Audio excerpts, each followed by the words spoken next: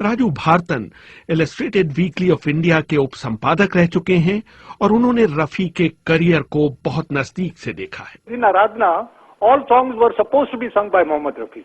I mean, you wouldn't have had Kishore Kumar at all if R.D. Burman hadn't taken over from S.D. Burman, who fell ill. The first two duets in the film, they are sung by Rafi, isn't it? आराधना के सभी गाने पहले रफी ही गाने वाले थे।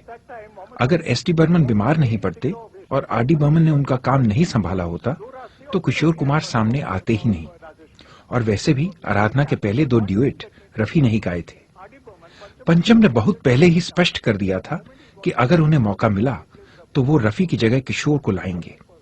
जहां तक रफी के राज की बात है, इसके कारण थे। जिन हीरोज के लिए रफी गा रहे थे, दिलीप कुमार, जितेंद्र, धर्मेंद्र और संजीव कुमार पुराने पड़ गए थे और उनकी जगह नए हीरोज ले रहे थे और उनको नई आवाज की जरूरत थी। आर.डी. बर्मन जैसे संगीतकार उभर कर सामने आ रहे थे और उन्हें कुछ अलग करके दिखाना था और रफी को तो हर कोई ले रहा था। राजू भारतन के शब्द। 70 के दशक की शुरुआत में संगीतकारों ने रफी का साथ छोड़ना शुरू कर दिया, सिवाय शायद लक्ष्मीकांत प्यारेलाल के।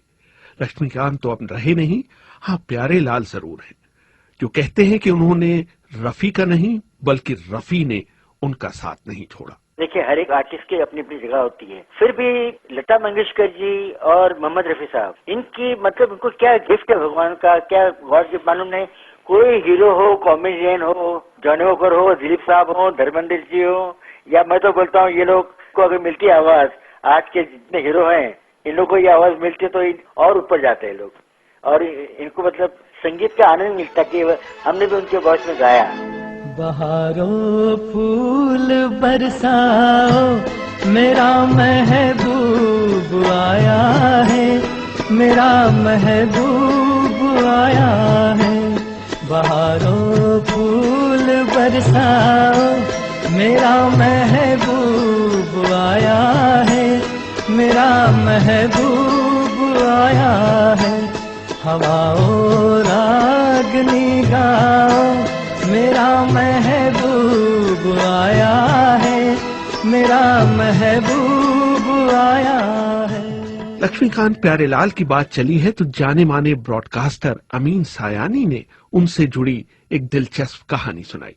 बात उन दिनों की है जब लक्ष्मीकांत प्यारेलाल अपने करियर की शुरुआत कर रहे थे। मुझे याद है एक बार कहा मुझसे लक्ष्मीकांत ने कि जब वो पहली बार उनके पास गए एक गाना रिकॉर्ड करवाने के लिए, तो कहने लगे उनसे कि रफी साहब देखिए, हम तो नए हैं बिल्कुल, हमें तो कोई जानता नहीं, पूछता नहीं, हमारी कदर नहीं करता कोई, इसलिए कोई पैसा भी ज्यादा नहीं देगा प्रोड्यूसर, तो हम एक गाना देखिए आपके लिए हमने बनाया है, आप सुन लीजिए, आपको पसंद अगर आए और अगर आप गा दें जरा कम पैसों में तो बड़ी मेहरबानी होगी। तो उन्होंने गाना सुना, उनको बहुत अच्छा लगा, तो उन्होंने फिर गाया भी, उसको रिकॉर्डिंग हो गई। फिर वो जब पैसों की बात आई तो उन्होंने कहा, ये पैसे लेकर गए थोड़े से, तो उन्होंने कहा ये तुमने मुझे पैसे दिए हैं, ये मैं लेता हूँ और मैं यही पैसे तुमको वापस लौटाता हूँ, तुम आप दोनों में, लक्ष्मी और प्यारे दोनों में बांट लो और हमेशा एक साथ रहो और इसी तरह बांट कर खाते रहो। और लक्ष्मीकांत ने बताया कि तब उस दिन से आज तक उन्होंने हमेशा बांट कर खाया और रफी की वो बात हमेशा याद रखी। ये जुल्फ अगर खुल के बिखर जाए तो अच्छा, ये जुल्फ अगर खुल के बिखर जाए तो अच्छा, इस रात की तकदीर संवर जाए तो अच्छा। बहुत ही कम बोलने वाले, जरूरत से ज्यादा विनम्र और बहुत ही मीठे इंसान। गाने के सिवा सिर्फ एक शौक था उनका, बैडमिंटन।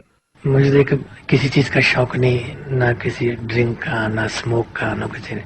और एक शौक हॉबी है मुझे, सुबह उठ के सुबह 5:30 बजे उठता हूँ, 6 बजे फिर मैं बैडमिंटन खेलता हूँ। बस जब रिकॉर्डिंग करता रहता हूँ, जहाँ कंपनी चला गया था स्टूडियो में। मोहम्मद रफी में बराबरी की भावना भी कूट कूट कर भरी हुई थी। अगर उनके दल के सदस्य हवाई जहाज में इकोनॉमी क्लास में सफर कर रहे हों तो मजाल है मोहम्मद रफी फर्स्ट क्लास में सफर कर लें। अमीन सायानी ने उनके दर्जनों शोज को कंपेयर किया है। एक मिठास सी थी उनकी तबीयत में, एक मलाहत कहिए, एक इंसानियत कहिए, एक शराफत कहिए, कि वो हमेशा बड़े प्यार से रहते थे। और एक और खास बात उनमें ये थी कि वो अपने जितने ग्रुप के लोग होते थे उनको अपने बराबर ही ट्रीट करते थे। अब मैं उनके साथ कई शोज में भी गया हूँ और बम्बई में तो खैर कई शोज किए। मैंने ये देखा कि वो हमेशा कहते थे कि भाई तुम मुझे अगर हवाई जहाज से ले जा रहे हो तो जिस क्लास में मुझे रख रहे हो, अगर मैं क्या कहते हैं उसको, ये जरूरी नहीं कि मुझे फर्स्ट क्लास में रखो, इस सबके साथ अगर इकोनॉमी में रखते हो तो भी चलेगा, मगर मैं जहाँ बैठूं वहाँ मेरा सारा ग्रुप जरूर बैठे और जिस होटल में मैं रहूं वहाँ सब जरूर रहें। तो ये एक डेमोक्रेटिक बात जो उनमें थी, ये बहुत बहुत बड़ी चीज थी। एहसान तेरा होगा मुझ पर, दिल चाहता है वो कहने दो मुझे, तुमसे मोहब्बत हो गई है मुझे, पलकों की छाँव में रहने दो। एहसान तेरा होगा मुझ पर।